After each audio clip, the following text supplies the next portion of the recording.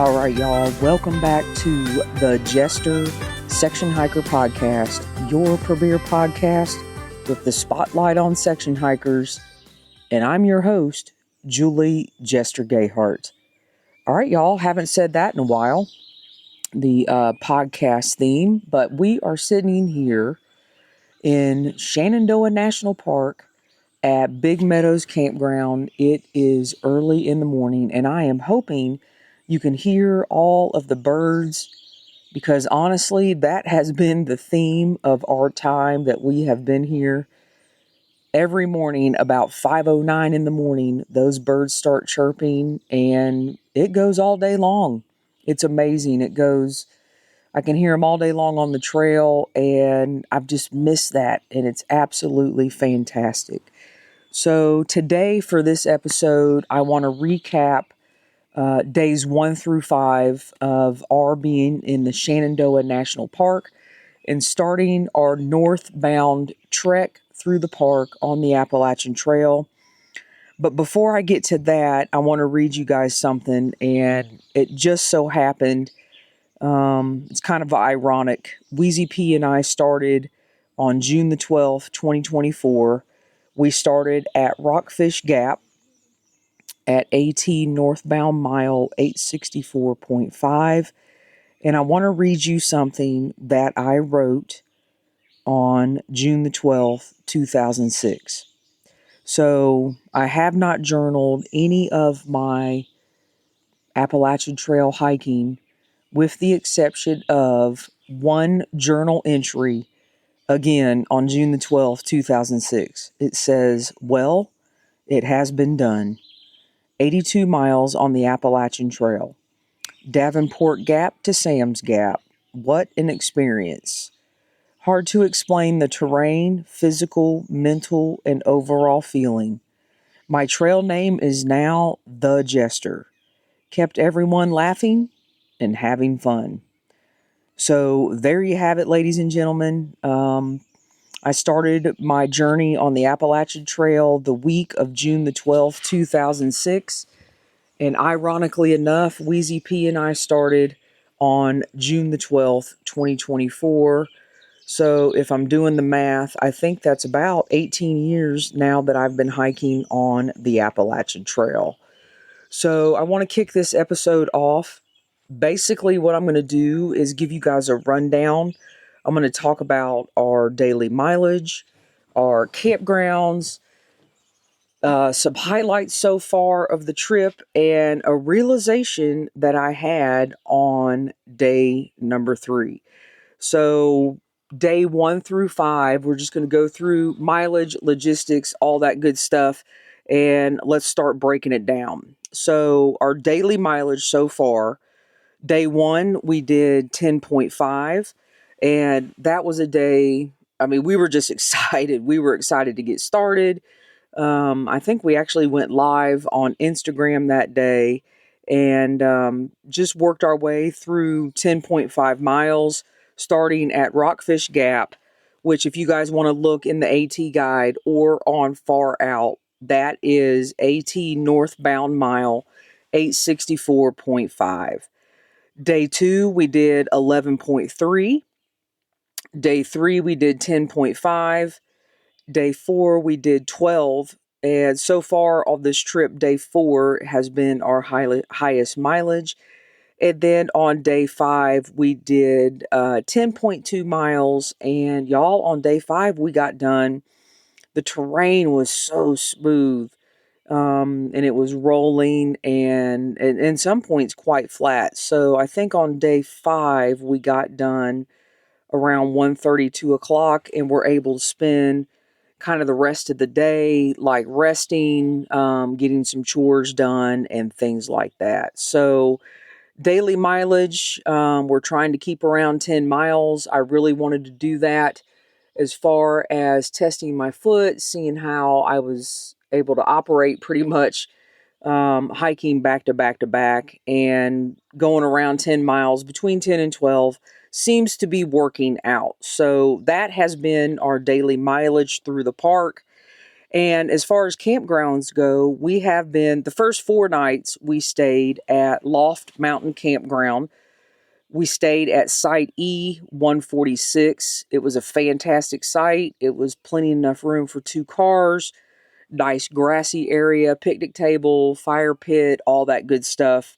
And we spent, 4 nights at that site.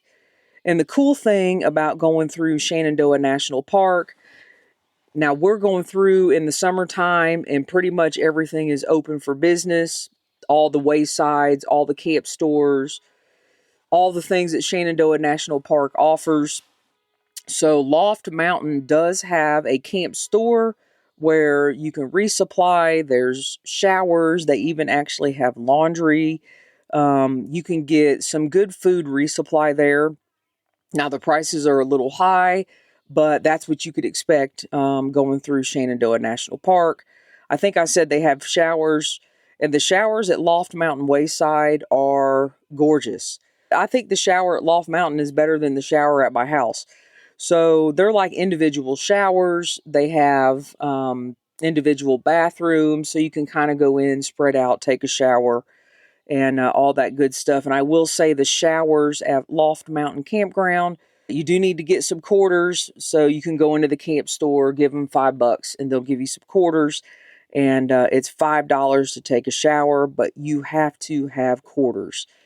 And another good thing about Loft Mountain Campground is the AT skirts around the campground, and you can pop out off of the AT on a side trail right at the camp store. And we did that on day number 3. So after 4 days at Loft Mountain Campground, we then moved to Big Meadows. And the first night at Big Meadows, we were at campsite D145. And then for the remainder of our northbound trek, we are going to be at campsite number C137. And if I do say so myself, this is probably the best campsite that I've ever had at Shenandoah National Park. Now, Big Meadows is a huge campground. It's right in the middle of the mileage through the park, so we are about halfway through. And if you stay at Big Meadows, again, there's a huge camp store. They've got a wayside with food. They've got showers. They've got laundry. They pretty much have everything you need. And I will say at the campgrounds, we have not had good internet service. So if that is something that you're looking for, both campsites, both campgrounds, limited internet service. But I will say on that note, once we got off the trail and, started hiking and got to a high point or an open area, I mean, we had decent enough service to get a text message out. As you guys saw, I think it was on day 2 when we went over Black Rock.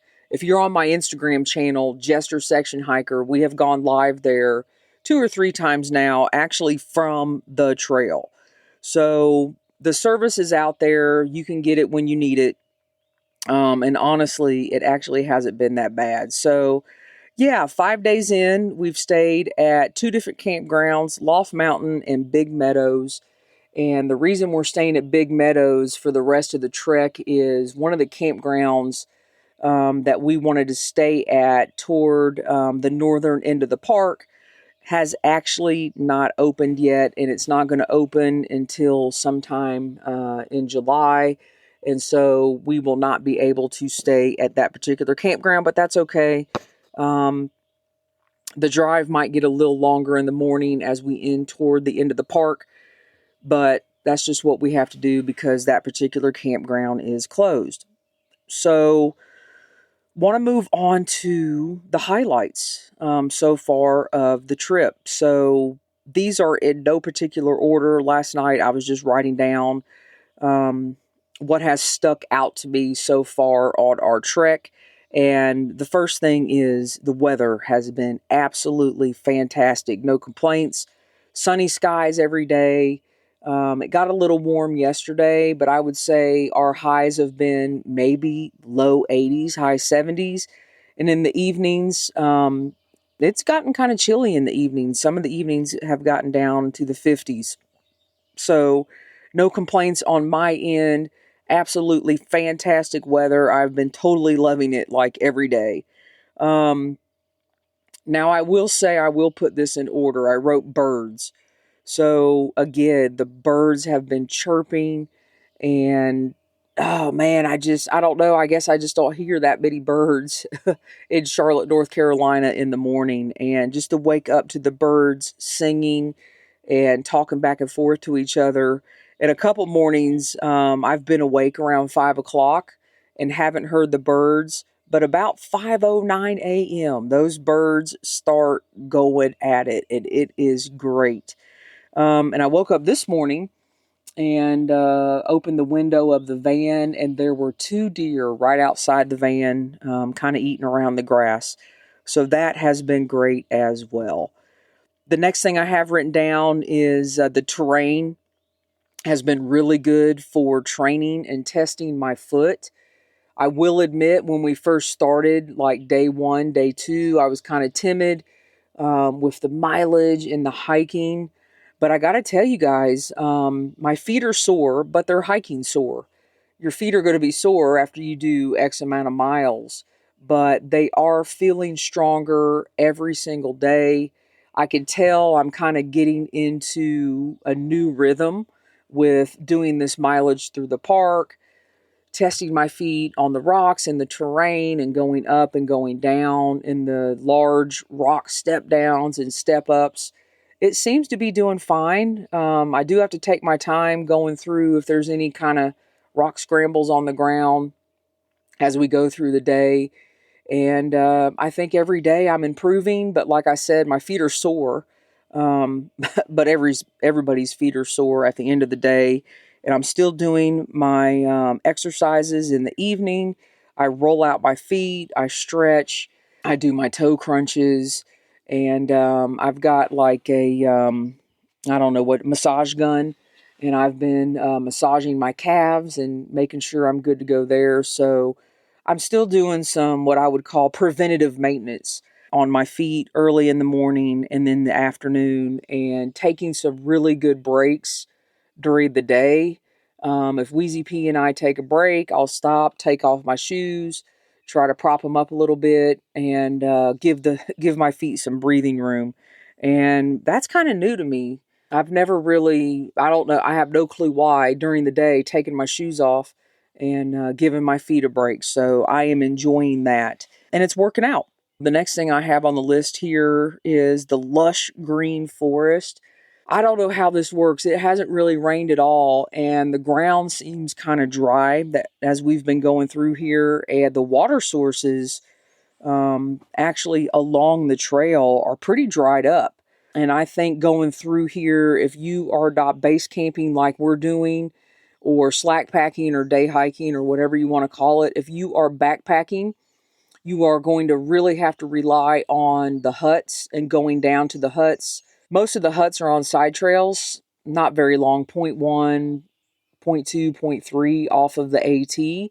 So you would really have to rely on the huts, or a lot of the through hikers going through the park right now, they are relying on the waysides, but they can pound out the miles. Wheezy P and I are not pounding out 20, 25 miles a day. So just keep that in mind.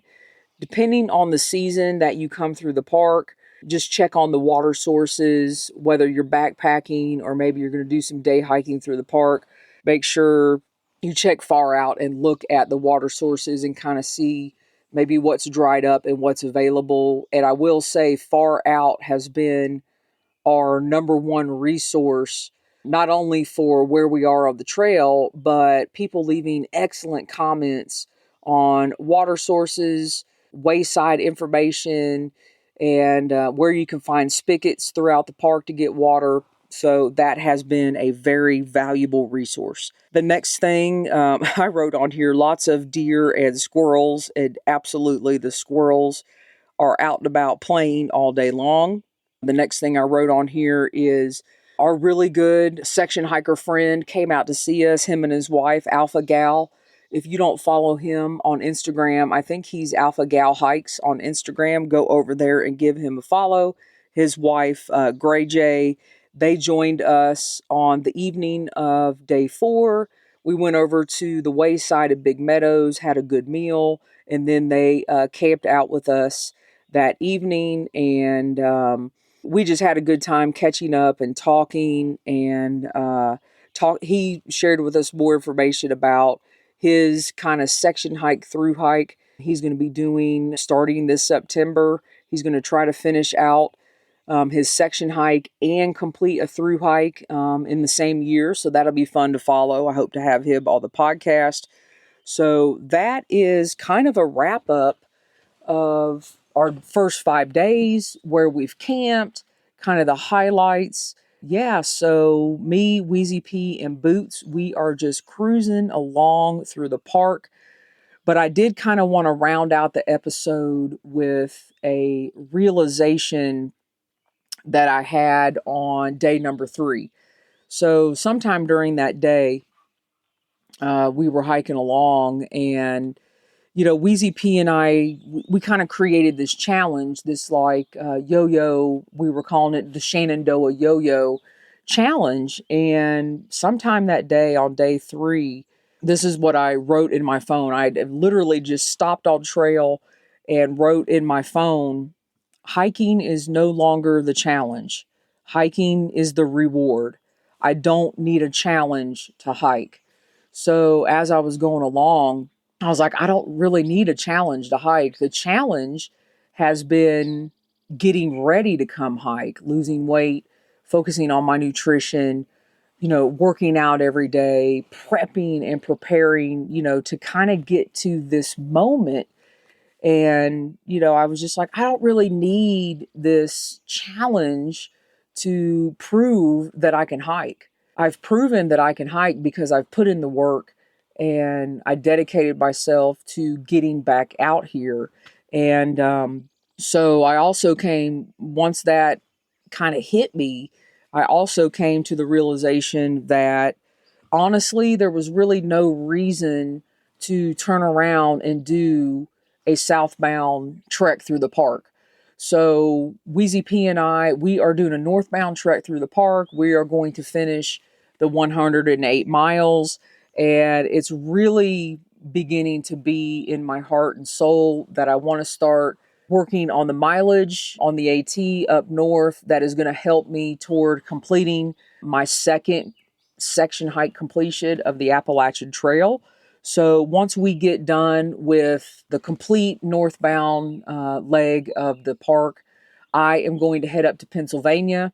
I've got a 5-mile stretch there I need to do. Then I'm going to head up to New York. And I've got 2-3 days in New York that I need to do. I need to hike through Connecticut, a couple days in Massachusetts. And I think I'm ready. And instead of, kind of just walking back through the Shenandoah National Park, why not go up and start working on some of this mileage that I need to put in toward my second completion? So that is what I'm going to do after this northbound leg.